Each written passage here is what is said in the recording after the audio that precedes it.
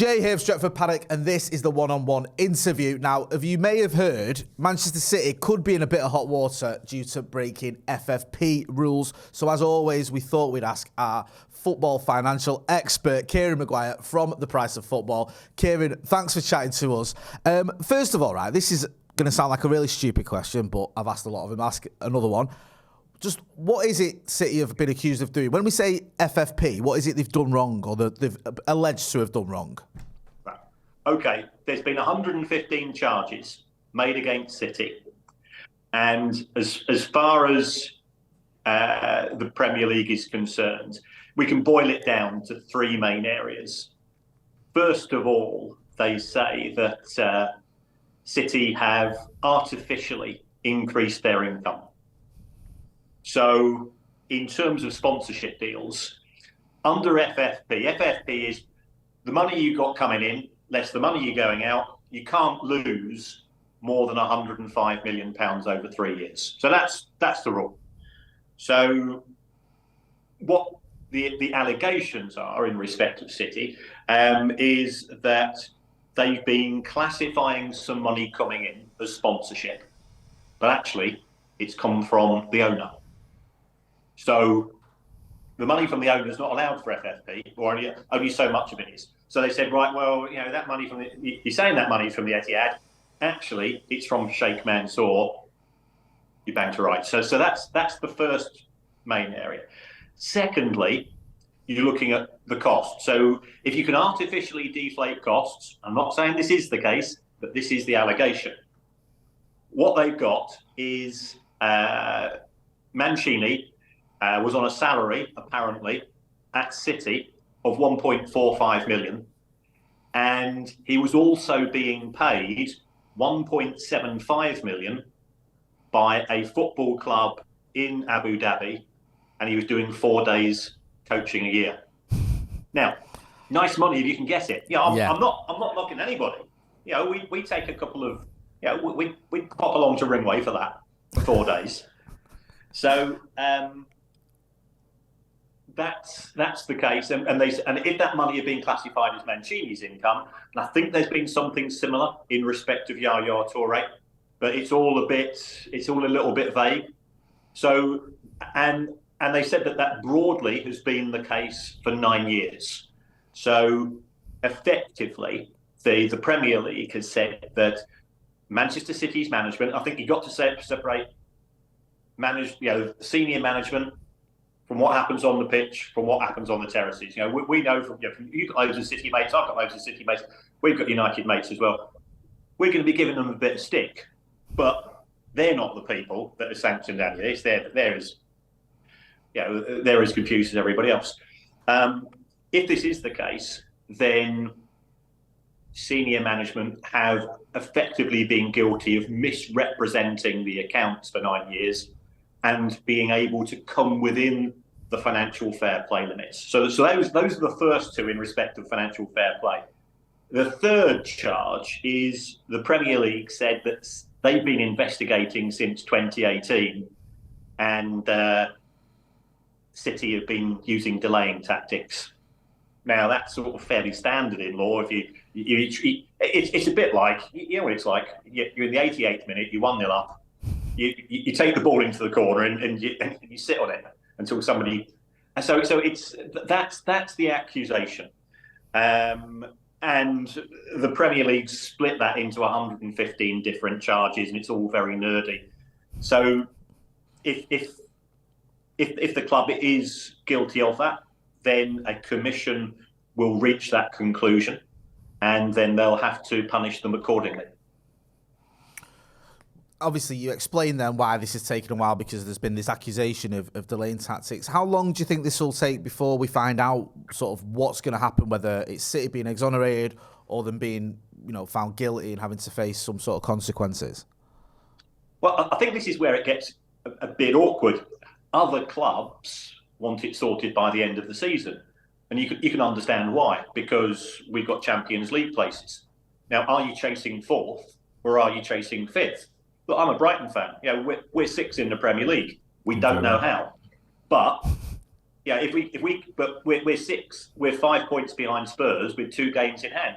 If all of a sudden City get a 30-point penalty, then we could be in the Champions League. So you can understand why individual clubs want this sorted by the end of the season. The problem I think you've got, if you've got 115 charges, then you need to have 115 defences. So can you see it's going to take time? Even if it takes a week to put together every defence, that's 2 years.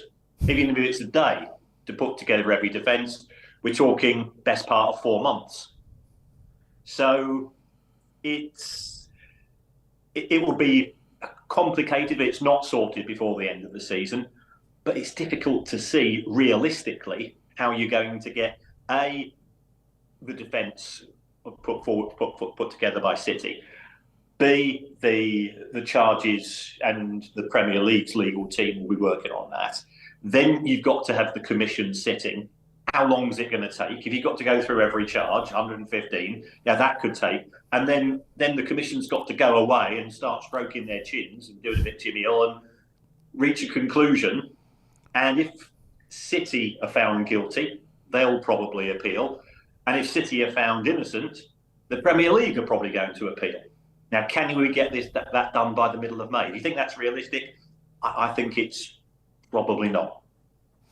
I know you can only speculate. You don't know for a fact yet what's going to happen. But what could be the punishment? Because you mentioned there a 30-point deduction. I know that was just, as an example, not what you're saying is going to happen. But, there's a few United fans getting carried away and saying, are we going to see the 2012 title race turned on its head, or are we going to see titles rescinded, or are City going to get relegated, which I've actually seen reported that could be a possibility. What sort of punishments, if they are found guilty, could they face? Well, if you take a look at the Premier League handbook, and this is something I would not recommend to anybody, because I have got a copy of it. It goes on for about 600 pages, and it's very, very dull. Which I'm very, very dull, I get on quite well with it. But if you take a look at the handbook, it says that an independent commission actually has a complete blank page when it comes to punishments. There is no set tariff. In the EFL, you know that if you exceed FFP by 2 million, it's this number of points and so on. So it would range from, you've been a bit naughty, don't do it again, bit of finger wagging. Then it could be a fine. Now, as people have pointed out, City's owners are richer than God. So what's the point of fining them? Unless that fine contributed towards FFP. Then it gets a bit more complicated. Then we move into things like wage caps, squad size limits, points deductions would be the next thing. And finally, I think the nuclear option would be, kicked out of the Premier League. So those, and could that happen retrospectively? It could. It would be unprecedented, though. We've seen. If you think about what happened with Rangers when they went into liquidation and they were kicked down 3 divisions, their previous titles, they weren't taken away. Even though Celtic fans immediately got out a load of asterisks in terms of previous years of league tables. So that's where there is. If somebody's thinking of popping down to Paddy Power and seeing what odds they can get on Haaland being League Two's top scorer next season, I'm not saying it can't happen, but I don't think it's likely. If City are found guilty of all or the vast majority of the 115 charges, I think you would probably expect a points deduction, in terms of the probability of. But what happens if they're found guilty of just delaying the investigation, which was effectively what they were accused of by UEFA, and that particular charge was upheld, and they ended up with a €10 million fine. So it's an open book in terms of what could happen. That creates uncertainty. Where do you want to be in a world of uncertainty? You want to be on Twitter, because you've got all of these pub lawyers who know exactly what's going to happen. So you read, you go, well, it doesn't seem to be. Where do you get that from? Yeah, yeah, exactly. You mentioned there the UEFA sort of case, if you will. Now, City did get a fine, but at one point it looked like they were going to get a Champions League ban. There was, they looked like they could be in serious trouble. I believe they appealed that, but they can't do that with this one. So it's slightly different in it, the way that this is being handled to the one that the UEFA one, if that's right. Yeah, I think there's a couple of big differences. City were initially given a 2-year ban from UEFA competition and a fine, and then the 2-year ban was lifted. It wasn't a unanimous decision, by the way. It was a 2-1. There will be 3 people making the judgment for the Premier League panel, just as there were in respect of UEFA. There is a panel head.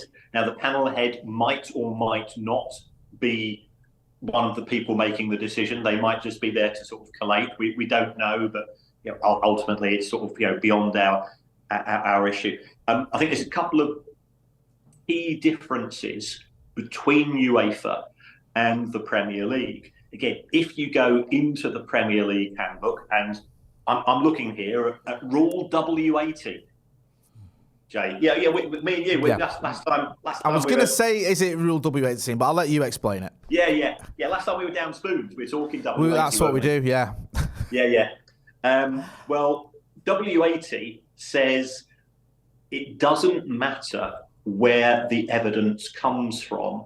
It can be used as part of the prosecution if it is relevant. So therefore, that means that if we've got evidence which has been hacked from emails, it could be used as part of the prosecution. Now, when City were up against UEFA, they said, well, hold on, this evidence has come from this Portuguese hacker, and therefore it's not relevant. It has to be ignored because it's outside sort of the legal remit. The Premier League have got a specific rule that says we don't care where it comes from. We'll use anything. So that's the first difference. The second difference is that under UEFA, you've got what's known as a statute of limitations. It's a time bar, and it means that you cannot be prosecuted for anything which is more than 5 years old. If we take a look at the Premier League charges, the Premier League charges go back to 2009. So that's 14 years ago. There is no time bar. So it could be that the UEFA panel might have found City guilty of something in 2012. But if they had, they couldn't have used that because it was outside the time bar limit. So I think there is a difference here. Does it mean that that's going to make the likelihood of a prosecution more successful? Probably, but it could be increasing it from 20% to 30%, in which case City would still be found innocent, or it could be taking it from 40% to 60%, in which case City could find themselves guilty of charges. We simply don't know. And I've done 20 interviews in the last 24 hours, and people keep asking me, what's it going to be? I said, well, you've got to let both parties present their cases. That's what a judicial system is all about. And what we might want or not want. And I've not got a dog in this fight. I've got City family, and I've got relatives working at United and the full work. So and I used to play for Stretford Cricket Club. So I used to share a dressing room, half City, half United, me as a Brighton fan, and they just used to point at me. So I've not got a dog in the fight, and I genuinely don't know what the outcome is, but that's where we are at present. Just one final question, Kieran. Do you think this could have any bearing on the summer transfer window? Because I've seen a couple of reports about City have got targets, and is this going to be, or as you said earlier about the sort of length of time it might take, might City just be able to conduct business as normal in the summer and sort of worry about this further down the line? Well, football's a very short-term industry, and if I'm marrying someone, I'm thinking about what they could be like in 5 years, 10 years time. When it comes to football, it's a much shorter time frame. And if I was an agent advising my clients and City were one of the clubs interested, I would try to get some assurances along the lines of, if you are found guilty, if you get a demotion, which means that you can't play in the Champions League, or because you get such a big points and emotion if you get kicked out of the league. Would I insist on a clause in my contract being able to walk away at the next transfer window? Yes, I would, because I'll be looking after my client's best interests. Would it stop my client playing for Manchester City? Probably not. So I don't think it would hugely impact, but if it's two clubs, same offer, same broad potential of the teams, that's something to take into consideration. Good stuff. Kieran, always a pleasure. I appreciate you coming on the channel because I know how busy you are. You said you've done 20 interviews in 24 hours. I think you've actually probably done a few more, to be fair. You've been everywhere explaining this so that even people like me can understand what is going down, because I think there's a lot of confusion and it's easy to get carried away as a United fan and think, oh, this is it, City are done for. But it's nice to get it sort of clarified as to just where we are and the fact that, this is probably going to take a little while to get resolved. So, yeah, big thanks for coming on the channel again. Cheers, Jay. Take care, buddy. So that was Kieran Maguire, the football finance expert from The Price of Football. Always great chatting to him. He explained it there that even I could understand it. Yeah, this whole Manchester City saga, FFP drama, whatever you want to call it, it is going to rumble on. There isn't going to be a quick resolution. Who knows what's going to happen? Is it going to be a points deduction? Are they going to get relegated? Is there going to be any retrospective action? We can but hope, can't we? We'll wait and find out anyway, but make sure you check out Kieran Maguire's Price of Football. There's a link in the description. Big thanks to him. Big thanks to everyone for supporting the channel. Make sure you are hitting like, share, and subscribe. I've been Motty with the one-on-one interview. Thanks for watching.